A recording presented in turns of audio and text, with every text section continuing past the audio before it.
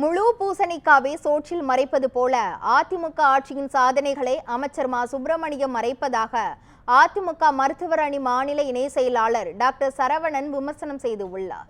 அதிமுக மருத்துவர் அணி மாநில இணை செயலாளர் டாக்டர் சரவணன் செய்தியாளர்களுக்கு அளித்த பேட்டியில், தமிழகத்தில் அதிமுக ஆட்சியில் 17 அரசு மருத்துவக் கல்லூரிகள் தொடங்கப்பட்டதாகவும் அதில் 11 கல்லூரிகள் எடப்பாடி பழனிசாமி தலைமையில் உருவாக்கப்பட்டதாகவும் கூறினார்.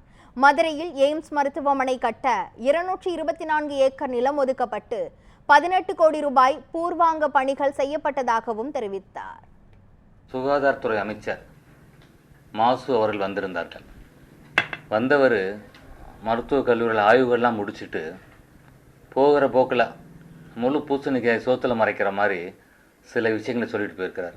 என்ன சொல்லியிருக்கிறாருன்னா, தமிழகத்தில் 11 மருத்துவக் கல்லூரிகள் கடந்த ஆட்சியில், அம்மாவின் அரசாகிய எடப்பாடியார் ஆட்சியில் அவர் மத்திய அரசை வலியுறுத்தி கொண்டு வந்த ஒரு சாதனை திட்டம். அதன் மூலம் 1450 மாணவர்கள் மருத்துவ கல்வி படிக்கக்கூடிய வாய்ப்பு பெற்று தந்தது ஐயா எடப்பாடியார் அவர்கள், முன்னாள் முதலமைச்சர்.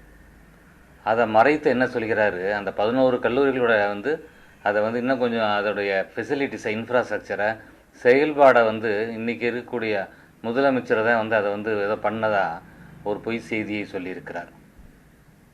எய்ம்ஸ்க்கு அதுவும் கடந்த ஆட்சியில் 224 ஏக்கரை அம்மாவின் அரசு எடப்பாடியார் ஆட்சியில் அந்த நிலங்களை பெற்று மத்திய அரசுக்கு கொடுத்து அந்த நேரம் ஒரு 18 கோடி பூர்வாங்க வேலைகளுக்காக ஒதுக்கப்பட்டு வேலையெல்லாம் ஆரம்பிக்கப்பட்டது. ஜெய்கா நிறுவனம் அதை அடுத்து முன்னெடுத்து செய்ய இருந்த அந்த நேரத்தில் தான் கொரோனா காலகட்டமாகி ஒரு 2 வருஷம் அது ஸ்லோவாச்சு. அப்புறம் ஆட்சி மாற்றம் வருகிறது.